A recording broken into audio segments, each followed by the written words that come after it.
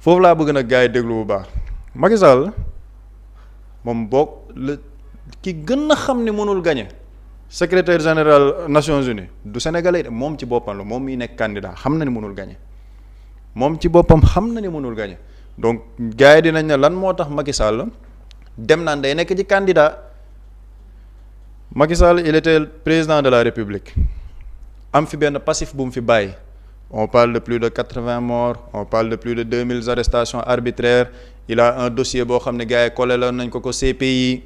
Amnesty International am na ay rapports yoo xamante ni defoon nañ ko ñu ne Macky Sall peut être poursuivi pour haute trahison au niveau du Sénégal loolu c'était avant sax élection di am ba élection amee ñu ne on a découvert une dette cachée et c'est le même Macky Sall bi dem ONU démb moom moo ne dañoo war a xool nan la ñuy yaxanalee les dépenses de l'ONU Macky Sall de mi ñu fi bàyyil dette cachée nee na moom mooy régler la question de la dette mondiale donc mu bàyyil ñu fi une dette cachée léegi loolu mu am benn médiatisation sur le plan international donc Macky Sall boo koy présenté sur la scène internationale il est présenté comme un criminel sanguinaire mais aussi comme un criminel financier Macky Sall il a des aspirations politiques parce que moom gëm na ni 2029 dafa war a jëlaat nguur ci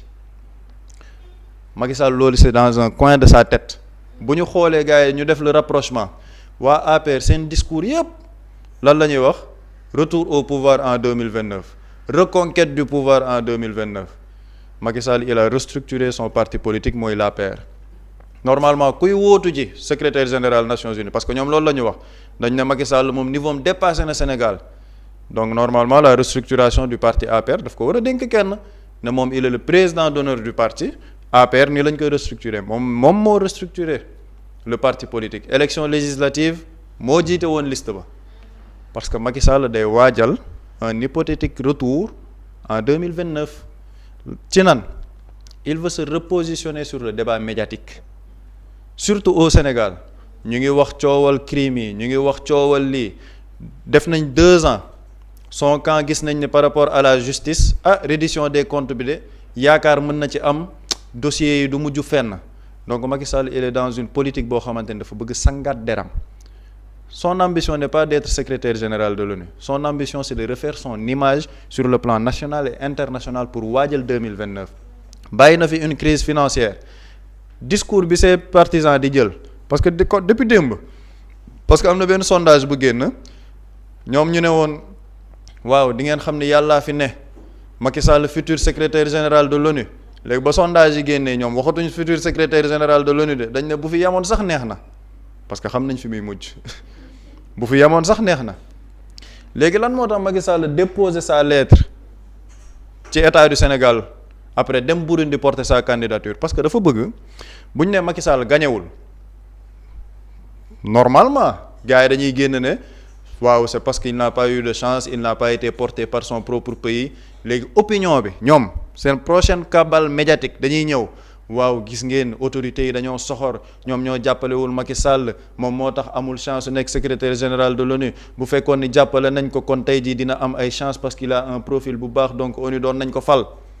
après nag ñu nekk dans la procédure de victimisation de Macky Sall présente Macky Sall bi nekkoon le bourreau le présenter comme une victime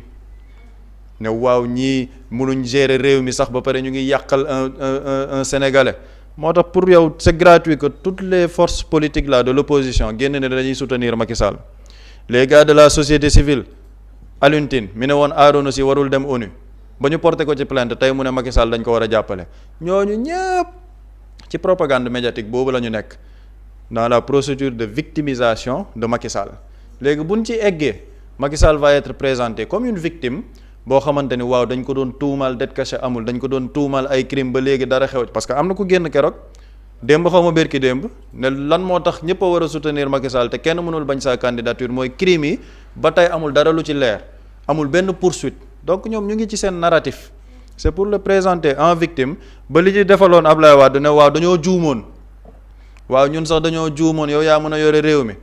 reconstruire la carrière politique de Macky Sall sur le plan national pour tey jii buy ñibbisi wala bu xalaatee ñëwaat Sénégal muy ñëwaat comme un héros boo xamante ni c'est lui qui vient régler la situation du Sénégal lii mooy le plan de Macky Sall Macky Sall lii moo ko ñor ci li muy def nii yëpp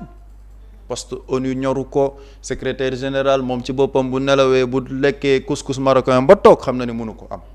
lenn lay def dafay préparer méthodiquement son retour politique au Sénégal parce que l'APR dañoo gëm ni dañuy def la reconquête du pouvoir en 2029 foofu la